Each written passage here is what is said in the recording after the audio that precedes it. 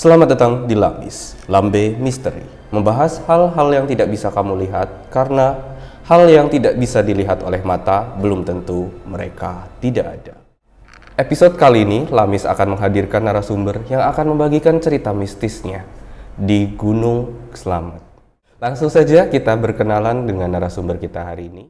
Halo, nama saya Suci Priantini, biasa dipanggil Uci. Oke, mungkin nih langsung aja nih, kayaknya teman-teman juga nggak sabar kalau kita kelamaan ngobrol takutnya pada bosen. Jadi mulai aja deh kamu ceritain pengalaman horor kamu yang ada di Gunung Slamet ini. Yuk kita langsung dengerin nih bersama-sama. Jadi pertama kali saya mendaki gunung tuh tahun 2021 kemarin. Saya mendaki 4 orang. Jadi dari rumah jam 7, pemberangkat jam 7 sampai jam 10.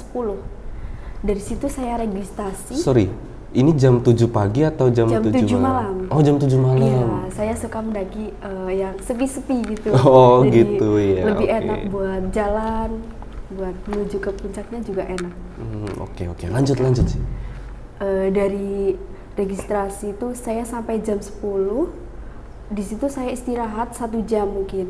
Setengah 12 saya nanjak tuh dari base camp ke pos 1. Yaitu saya lewat jalur Bambangan. Di situ pos 1 udah sampai, saya jalan terus. Dari situ saya menuju ke pos 2, masih aman dengan teman-temanku. Disitulah teman-temanku berulah karena temanku tuh berbicara kasar. Dari teman-teman saya di pos 1 itu, ketika saya sampai lanjut di perjalanan sama teman-teman saya diikuti beberapa makhluk halus, terutama kuntilan. Kamu diikuti oleh beberapa makhluk halus, berarti banyak ya? Banyak banget. Oh, oke. Apa aja itu, Ci? Ada kuntilanak, ada genderuwo, dan sosok anak kecil yang berupa kayak hewan mungkin. Itu ada anak kecil tapi menyerupai hewan. Iya, benar. Itu lebih ke mirip hewan apa nih? Hewan kayak apa? Yang kupingnya panjang, terus matanya besar banget. Itu nggak tahu hewan apa. Jadi nggak kelihatan anak kecilnya banget, nggak kelihatan hewannya banget gitu ya. Jadi nggak jelas ya. Nggak jelas. Dari situ saya istirahat sampai jam 2 malam. Saya di pos sampai di pos 4, di pos sama rantu. Itu pos samar kan, kayak samar-samar. Kalau rantu itu benar-benar hantu. Di situ ada pasar setan yang sudah mengganggu. Di pos sama rantu tuh saya masuk dan teman-teman saya di situ, teman-teman saya ada yang kesurupan. Sosok cewek itu yang satu. Kebetulan saya nanjak dua cowok sama 2 cewek. Di situ kan memasuki pasar setan tuh bener-bener alhamdulillah nggak hilang. Di situ udah pada mencar.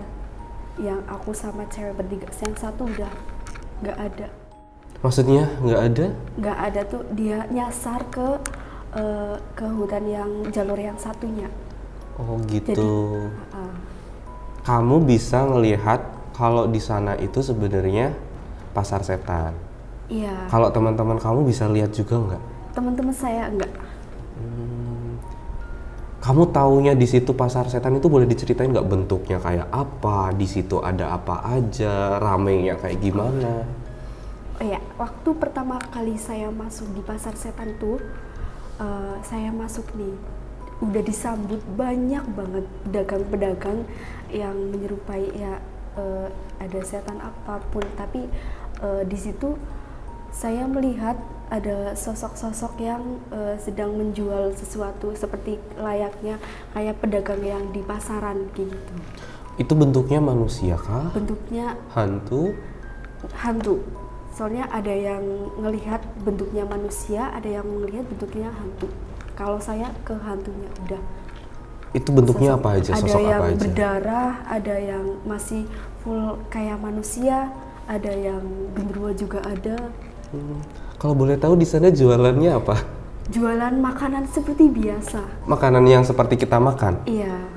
nggak ada yang aneh-aneh gitu, misal Tapi- kepala monyet atau apa gitu kan biasanya kalau di film-film horor gitu kan, pasar setan atau pasar apa itu kan yang dijual kan barang-barang yang tidak bagus gitu. Iya, Di ada situ kayak gimana? usus atau apapun. Saya melihat kayak darah banyak banget di Oh, situ. darah. Iya. Tapi yang lain itu kayak makanan biasa, makanan manusia gitu. Iya, kayak makan manusia seperti itu. Oke lanjut sih. Tadi katanya ada temen yang ngambil salah jalur atau agak tersesat. Iya. Gimana?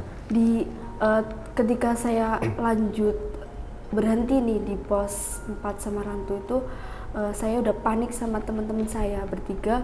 Ini gimana mau turun, nggak mungkin saya turun dengan kondisi bertiga, otomatis harus lengkap.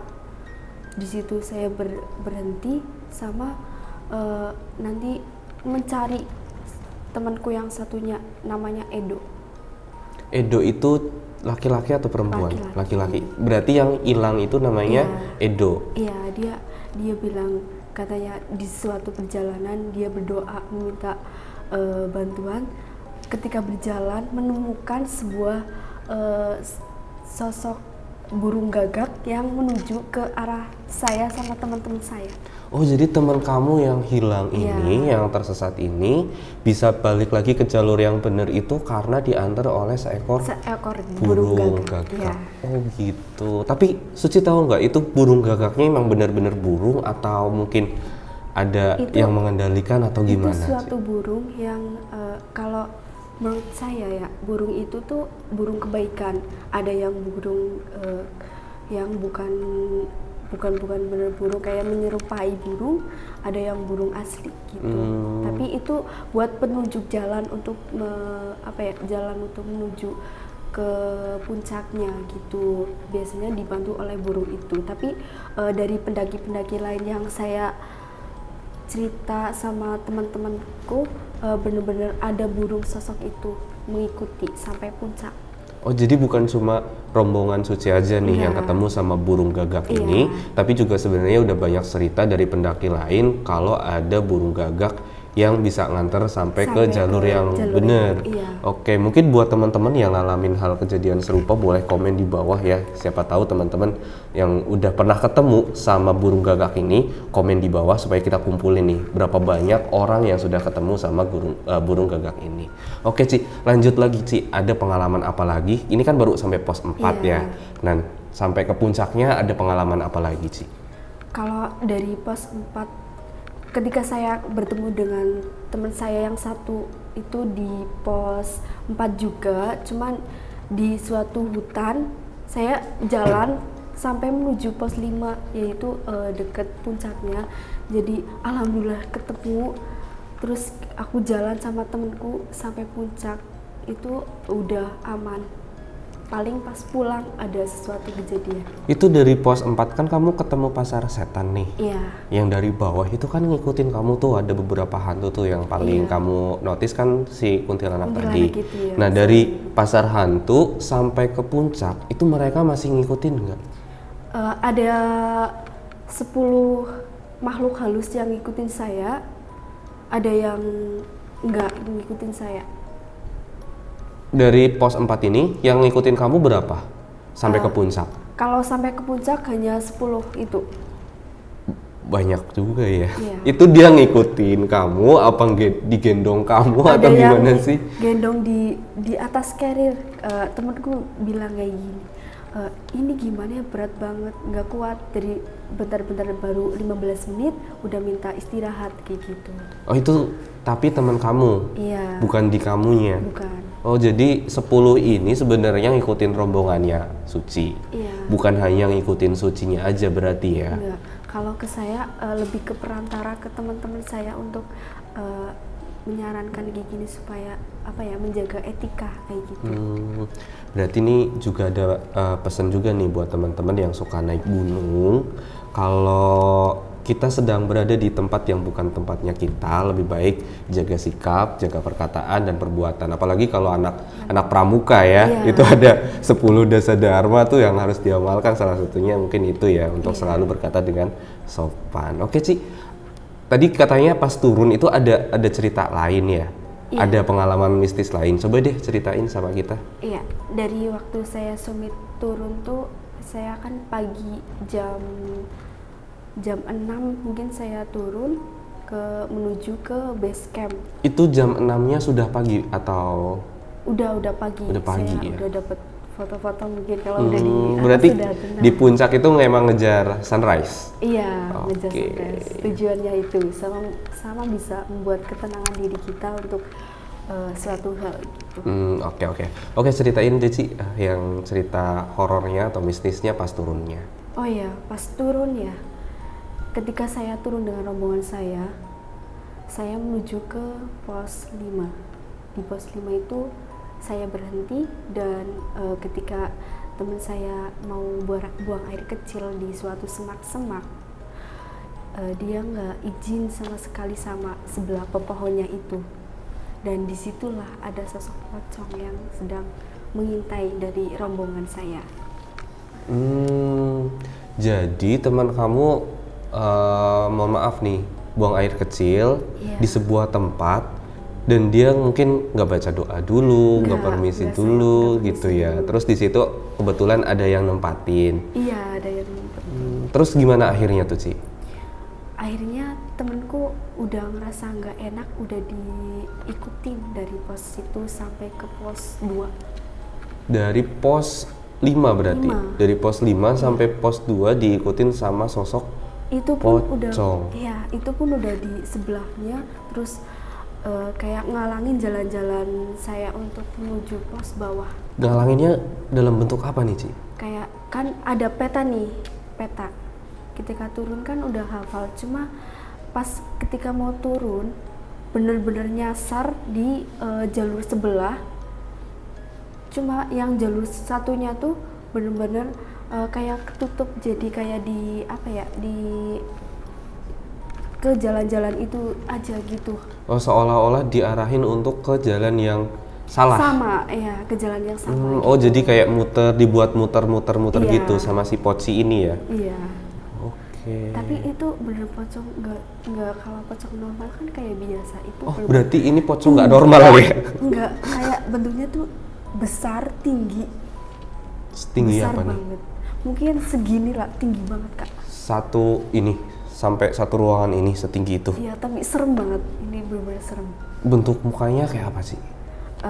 Jadi sininya berdarah, terus mukanya luka-luka, Warna mukanya warna biru. putih. Iya, putih. Oke. Terus ada hitamnya juga. Hitamnya di mana nih? Biasanya sih di kelopak mata ya. Iya, di kelopak mata. Terus ada merah-merahnya kayak gitu. Oke. Berarti pocongnya ini gede, terus dia ngikutin, Iya. mengarahkan ke jalan yang sama untuk muter-muter terus di tempat itu. Iya. Terus gangguan lain yang dirasain sama kelompok kamu oleh pocong ini apa lagi, Ci? Selain itu, pocong itu doang yang sudah mengintai dari kita jalan ke turun. Kita bawa Al-Quran kecil, kita baca doa, minta perlindungan sama yang di atas. Kita sambil jalan, langsung kita menemukan suatu jalan untuk pulang. Oh, jadi pas kamu tersesat itu satu rombongan karena mungkin sudah capek gitu ya, Iya, udah udah agak capek. despair gitu, putus Iya. asa, terus akhirnya ingat sama yang di atas, Iya, doa, akhirnya dikasih jalan untuk untuk pulang. terus itu masih ngikutin nggak sampai bawah? Pas dari pos 1 enggak, ke temanku masih, tapi pas pulang itu katanya langsung diruqyah gitu. Oh, jadi malah ngikut sampai ke rumah. Rumah. Itu pas di rumah gangguan yang dirasa teman kamu pernah cerita nggak ke kamu apa yang dirasain di rumah dan lain Iya, sebagainya? cerita. Gimana? Katanya nggak enak, terus juga pas itu pernah kejadian pas malam-malam dimimpiin. Dimimpiin? Sosok itu. Mimpinya gimana tuh? Katanya pas di pos yang pas buang air kecil tuh bilangin gimana ya, di situ pocongnya tuh berkata kenapa nggak izin sama sekali, soalnya pas Ada apa nih sih? ya ada Ya begitu. Gimana pas di gunungnya, pas teman kamu pipis atau buang air kecil di sana, dia nggak bilang, Iya. terus Pocongnya marah. harusnya bilang dulu gitu. Iya. Itu yang di mimpi si hantu ini ngomong ke anak atau ke teman kamu kayak gitu ya? Iya, cuma aku nggak tahu konsep ngomongnya gimana, cuman aku taunya cuma dimimpiin gitu. Oh gitu. Tapi selain dimimpiin ada mungkin ditampakin atau gimana, ada nggak sih cerita yang kayak Kalau gitu? ditampakin, kalau aku sih, kalau saya sendiri melihat semuanya. Tapi kalau temanku baru sosok itu yang ditampakin. Oh jadi dia lihat juga, teman kamu Iya, diliatin teman sama kamu si liatin juga. makhluk ini. Kalau si Oke. misalnya kalau di atas nggak berani bilang nih ada apa, tapi kalau udah di bawah mungkin langsung cerita ke gini tadi saya diikutin ini gitu. Oke. Itu udah semua nih kejadian horor yang kamu alamin atau kejadian mistis yang kamu alamin di Gunung Slamet? Iya, kalau Udah. kalau itu baru itu dulu. Oke. Jadi itu ya teman-teman, pengalaman mistis dari Kak Suci di Gunung Slamet. Oke, tapi ngomong-ngomong nih, katanya Kak Suci ini bisa ngelihat sosok-sosok yang ngikutin orang. Nah, saya juga penasaran nih, sebenarnya ada nggak sih yang ngikutin saya? Gimana sih? Ada? Ada. Sosoknya apa nih? Apakah pria tampan? Bukan. Atau wanita cantik? Bukan. Apa? Kalau sosok yang mengikuti, mohon maaf ya Pak. Jadi kayak sosok orang tua. Orang tua. Iya, Tapi yang yang bukan yang kayak di merek itu kan, Bukan. minuman. Oh, bukan ya. Oke. Gitu Pak. Orang tua ya. Iya. Nah, ini baik, jahat atau gimana nih? Baik. Oh, baik. Iya. Oke, assalamualaikum Bapak. Oke. Mungkin nih gantian nih ya, mungkin di sini kan ada nih teman-teman dari di studio nih, ngomong-ngomong saya bawa banyak orang karena saya kan penakut nih ngomongin cerita horor biar nggak takut. Jadinya saya bawa pasukan nih di studio. Mungkin nih ada nih kakak itu deh. Ini nih, ya itu yang senyumnya manis banget. Nah, Kak itu. Gia. Coba, itu yang ngikutin dia apa? Kak Gia itu diikutin sosok anak remaja. Oh, anak remaja loh. Pantesan awet muda ya. Terus ada lagi nggak? Ada dua. Yang Ada dua. Satu anak remaja, yang satu mbah-mbah. Mbah-mbahnya tuh sosok sudah tua, cuman rambutnya ke putih-putihan kayak gitu lah. Oh gitu, ibu-ibu, mbah-mbah, Iya, mbah-mbah rambutnya udah putih. Putih semua. Kayak yang di ini gak sih? Yang di KKN Desa Penari? Iya. Kayak gitu nggak? Iya. Tugasnya juga sama, tugas lagi. Sifat dia juga sama, menjagakah, mengganggu-kah, atau apa? Kalau yang remaja itu lebih suka mengganggu, tapi kalau sosok orang tua itu kayak lebih menjaga. Terus itu si nenek sama remajanya berantem dong? Enggak. Oke Ci, tunggu dulu, untuk pembahasan selanjutnya kita simpen dulu deh. Karena kayaknya masih banyak nih cerita-cerita yang kita akan gali dari Suci. Mungkin akan kita lanjutkan nanti di part 2-nya. Jadi buat teman-teman, tunggu part selanjutnya pembahasan pengalaman mistis dari Kak Suci ini. Demikianlah cerita mistis kali ini. Kita akan lanjutkan cerita-cerita mistis lainnya di Lambe Mistis episode selanjutnya. Jangan lupa untuk like, komen, share, dan juga subscribe agar teman-teman gak ketinggalan konten selanjutnya dari Lambe Mistis.